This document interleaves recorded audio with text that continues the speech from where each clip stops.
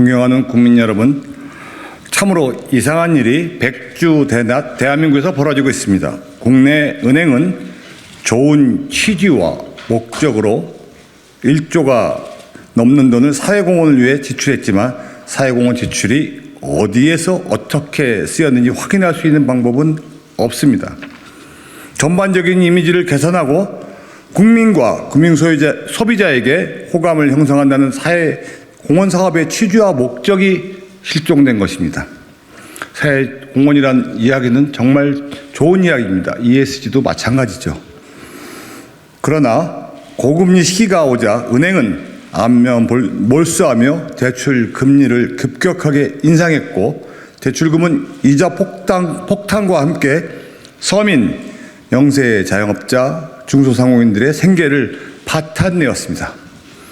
글로벌 경기 침체와 이어지는 내수 경기 불황으로 주머니에 한 푼도 남아있지 않아 당장 오늘의 밥 한 끼를 걱정하고 직원들의 월급을 챙겨야 하는 사장님들의 현실은 은행에게 늘 우선순위가 아니었습니다. 사장님들이 말씀하십니다. 사업이 잘 되는 시절에는 은행에서 높은 사람이 찾아와 더 대출을 해드리겠다. 사업을 확장하셔라 도와드리겠다. 그러나 경기가 침체되어 돈이 돌지 않고 거래처가 문을 닫아 대금을 받지 못하는 상황이 되면 단 하루라도 대출 이자가 늦어지면 그동안의 거래 실적과 신용은 아무런 쓸모가 없어진다고 합니다. 친절의 가면을 쓰고 찾아왔던 은행은 빚을 독촉하는 무서운 진짜 얼굴을 드러낸다고 말씀하십니다. 작년 한 해 은행이 이자 수익으로 걷어들인 돈만 약 37조 원입니다.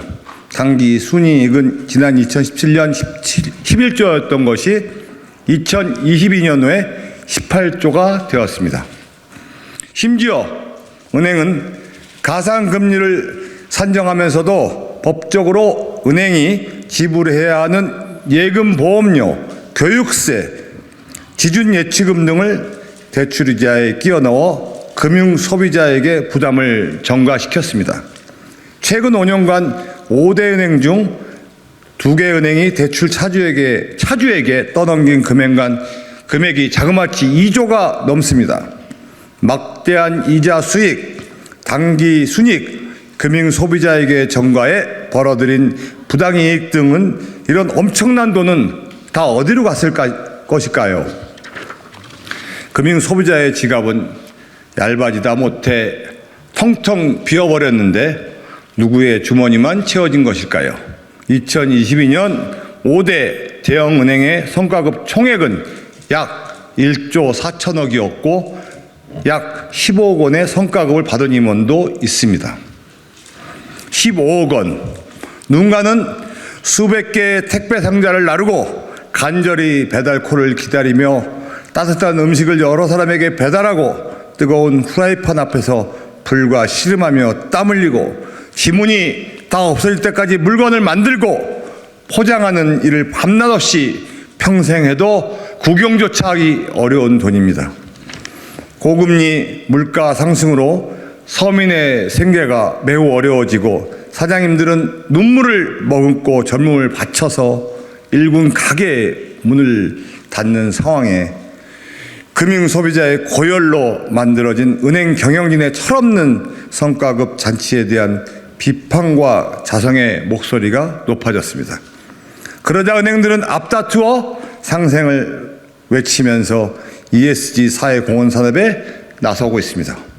자세히 살펴보면 성과급 잔치상을 자를 때는 아무런 기준도 없다가 성과급을 올렸던 은행들이 사회공헌 진출은 단기 순이익의 6% 정도를 유지하고 있다고 합니다. 늘어난 이익만큼 부당하게 얻어낸 이익만큼 우리 금융 소비자의 삶이 엄청나게 어려워졌는데 우리 사회에 그늘진 곳이 정말 많아졌는데 사회공헌 산업에 더 노력해야 되는 건 당연한 일이 아닙니까? 이게 당연한 상식이고 순리가 아닐까요? 그런데 갈수록 국민들께서는 더욱 인구가 감소하고 있는 지역의 어른들께서는 은행을 이용하기도 더 어려워지고 직장인도 마찬가지입니다. 은행에 찾아가도 길고 긴 대기번호에 발길을 돌리는 경우가 한두 번이 아니었습니다. 은행 점포수는 금융소비자의 안위와 금융소비자의 사정도 상관없이 계속 줄어들고 은행은 직원의 복지라며 영업시간 단축과 점심시간 동시사용 제도까지 시행하고 있습니다. 은행은 수십조가 넘는 이득을 거두며 몸집을 불리고 있지만 정작 금융소비자들에게 돌아가는 혜택과 서비스는 계속 다이어트만 시키고 있는 형국입니다. 또한 은행별로 공시하고 있는 사회공헌보고서에는 분야별 지출 총액만 나와 있을 뿐 각 은행이 어디에 사회공헌 활동을 했는지 세부 내용 대부분은 어디에도 찾아볼 수가 없고 국회에서 자료 요청을 해도 제출하지 않고 있습니다. 각 은행 홈페이지에도 언론사 뉴스에서도 찾아보기가 어렵습니다. 국회에서 요구한 세부 내용 요구가 부당한 것이 아닙니다. 여러 대상을 뭉그러뜨려 놓은 상태에서 답변만 본인들 잘했다는 자랑만 늘어놓습니다. 착하게 살아라, 좋은 일 많이 해라, 착한 사람에게는 하늘이 복으로서 갚아준다. 너무나 익숙한 지식이고 상식이고 격언입니다. 사회를 따뜻하게 만들고 어려운 사람을 돕는 모습은 우리 사회의 미래인 자라나는 이들에게도 보여주며 아름답게 이야기하고자 하는 가치입니다. 사회공헌이란 개념의 취지와 목적 자체는 존재 자체로 너무나 순수합니다. 사회공헌의 가치를 부정하는 일도 결코 아닐 것입니다. 하지만 사회공헌은 기업 이미지 세탁을 위한 도구가 되어서는 안 되는 것입니다.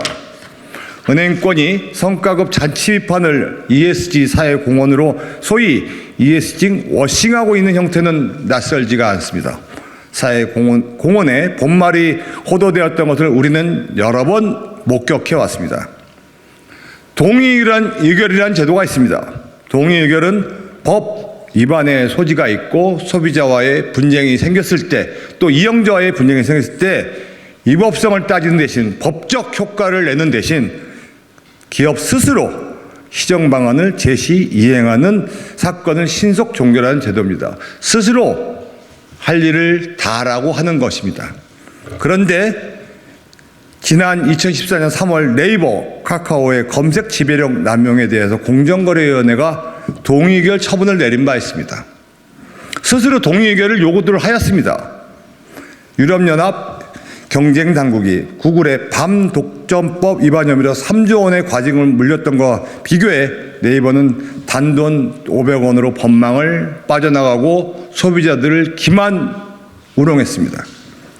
심지어 네이버는 500억 원을 집행해서 중소상공인 희망재단을 만들고 피해자 구제에 사용해야 할 약 300억 원을 자신의 광고 집행에 사용해 자기 배를 비울리고 자신의 광고를 일삼고 자신의 잘못된 것을 포장하고 위장하기 바빴습니다.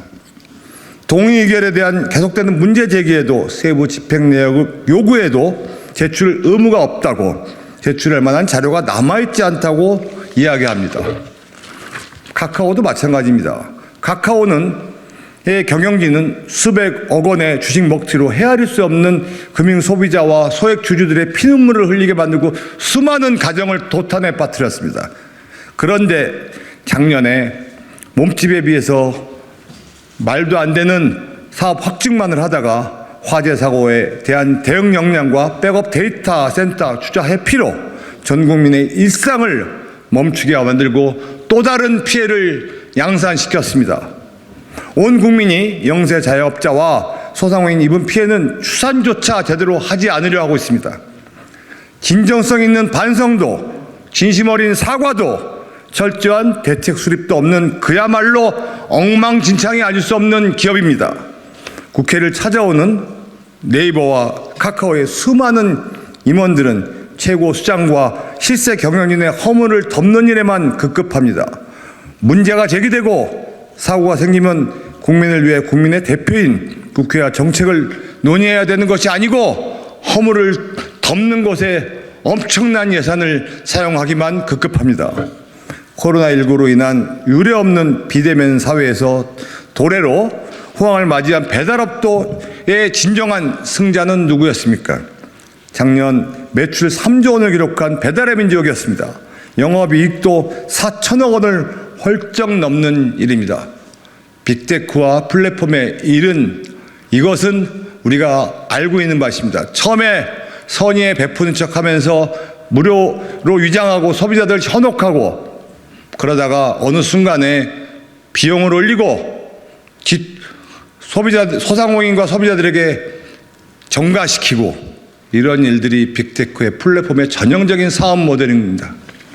배달의 민족이 호황을 누리는 동안 소비자가 지불해야 하는 배달료는 엄청나게 올라갔으며 소상공인 자영업자가 지불해야 하는 수수료도 올라가고 배달 라이더 또한 모든 것을 책임지고 부수적인 행동을 해야 되지만 계속 비용 부담에 허덕이고 있습니다. 하지만 배달업의 호황 속에서 이익을 얻은 것은 배달의 민족 본사 임직원들 뿐이었습니다. 사실상 소비자, 식당 사장님, 배달 라이더에게 빨대를 꽂고 단물만 마신 것입니다. 배달의 민족의 수익 구조는 네이버나 카카오와 본질적으로 크게 다르지 않을 것입니다. 수익 구조의 기저에는 시장 독과점과 시장 지배력 남용 행위가 다반사로 발생하고 있습니다. 이런 포털과 플랫폼 기업은 처음에는 모든 것이 무료인 것처럼 제발 우리 서비스를 이용해달라고 접근합니다. 그러다 시장이 어느 정도 형성되면 사람들이 모이기 시작하면 어느새 시장을 독과점했다고 판단하면 모든 비용을 유료로 전환하고 수수료를 지속적으로 올립니다. 문제가 생겨도 모두 소비자의 선택과 책임으로 돌립니다. 네이버 크림에서 벌어졌던 새벽 수수료 부과와 탈취는 빙산의 일간에 불과한 사안입니다. 국민 여러분, 사회공헌을 한다는 은행들과 독과점 포털, 플랫폼 기업의 짐은 공허하기만 한 까닭이 여기에 있습니다.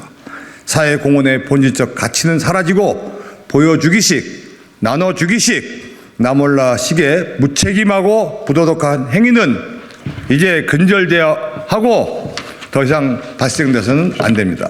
사회공헌을 위장한 기업 이미지 세탁보다 선행되어야 하는 것은 구조를 근본적으로 개선하는 일일 것입니다. 5대 은행들도 사실상 은행을 독과점하고 있다면 네이버와 카카오는 포털과 플랫폼을 또 독과점하고 있습니다.